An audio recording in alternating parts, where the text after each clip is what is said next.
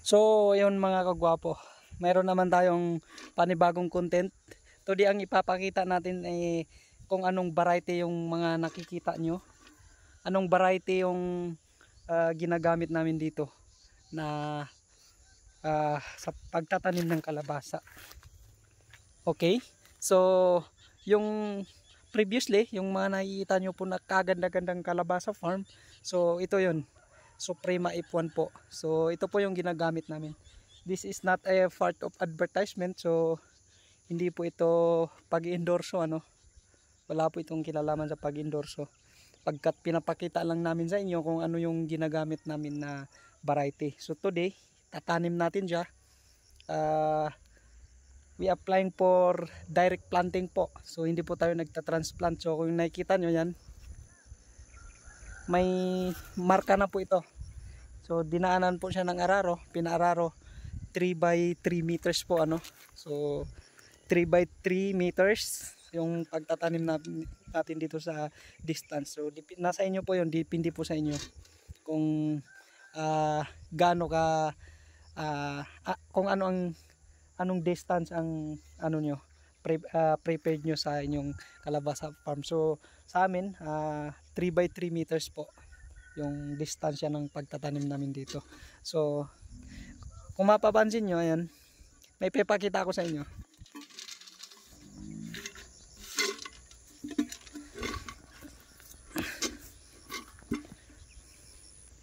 So yan po yung kulay nya, naging kulay red siya. So dati po is ano po ito ano, kulay dilaw, but nag-apply tayo ng chemicals yung pula, kaya siya naging kulay pula yung buto, dahil nag-apply tayo ng chemicals upang hindi siya hindi siya makain ng insekto, dahil kinakain ng insekto yung ating buto pag nag-direct transplant tayo. So diretso natin itatanim yung buto, so hindi siya kakainin ng insekto dahil mayroon tayong in-apply na chemicals. Ayan, naging kulay pula yung kulay dilaw. So yun po mga kagwapo. So subaybayan natin ang ating pagtatanim ng direct plant. Ayan mga kagwapo, tumubo na po yung direct planting natin ng buto ng kalabasa no. So yan po, kung makikita nyo, ayan, dalawa lang po yung nilalagay natin, din 3 meters po yung distance nya papunta dun sa another one. So ayan, napakaganda po ng tubo ano. So direct plant po. So tingnan natin ano. So that is the good example na tumutubo, maganda yung pagkatubo. So yan po yung ano, yung nakikita yung kaganda-gandang kalabasa. So yan po yung paraan kung paano namin siya tinatanim ano. Yan. So yan, may tatlo dito. Pero dalawa lang po, siguro nagkamali lang yung pagtanim natin. Tatlo yung nailagay. Suggested is dalawa isa. So yan, yan pa. So kalusog-lusog po ano. Yan. Tingnan natin dun sa kabila. Ayan. Meron na naman dito. Yan, tumubo po lahat ano. So wala pong nasayang sa buto na hindi tumubo. So talagang tutubo siya lahat. Yan. Yan ang sabi ko sa inyo. Bakit pa tayo magta-transplant? Double ano yun, double ano yun, effort, tsaka sabihin na nating magasto. Then yung time management. Ayan ano. So yan. Yan po. So hopefully ito ay maging reference sa inyo mga kagwapo, para pag kayo ay nagtanim na ng kalabasa, alam nyo na. So ito, medyo late na tumubo itong dito banda no.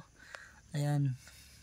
So ito ay nakapitong araw na po mula nang siya itanim ano. 7 araw.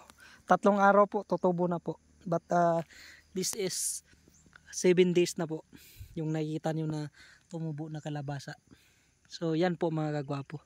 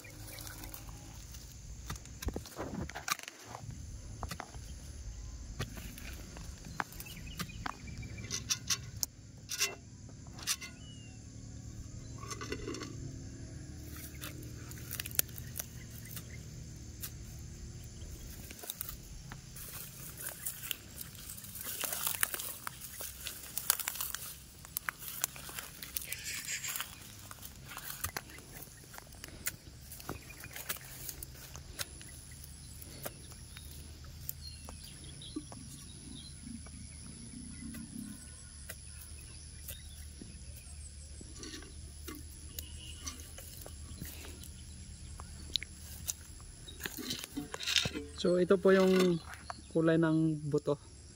Pula po siya dahil nilagyan natin ng chemical para hindi makain ng insekto. At tatanim natin Suprema F1 na brand.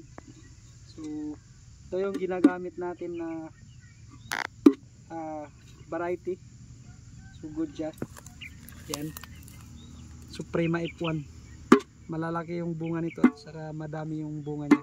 So direct planting na ito. Diretso natin itatanim yung buto. So tingnan nyo mga kagwapo.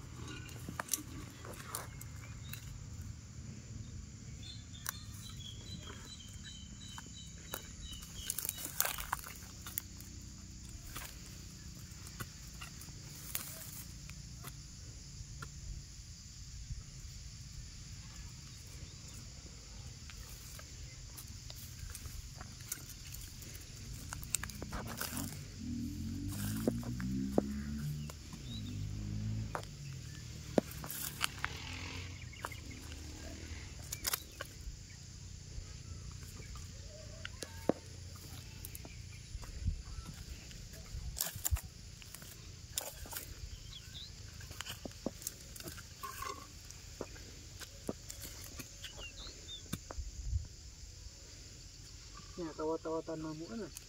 Mabigyan mo niya. Pag-aramin mo, kukuha.